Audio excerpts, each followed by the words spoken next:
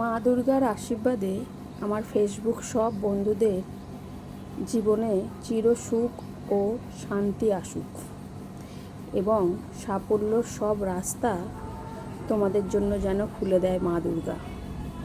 শুভ মহানবমী। চলো আজকে আমাদের কি রান্না হয়েছে দেখি। আমিও দেখি, আমি তো রান্না করেছি, তোমাদের দেখাই। চলো, আজ রান্না হয়েছে দেখো, ভাত, চিংড়ি মাছ দিয়ে পালং শাকের চচ্চড়ি, বেগুন ভাজা আর কাঁকরোল ভাজা। বেগুন ভাজা আজকে আমার পুড়ে গেছে। এইটা হয়েছে নারকেল পাবদা। এখানে এখনো মাংসের ঝোল ফুটছে।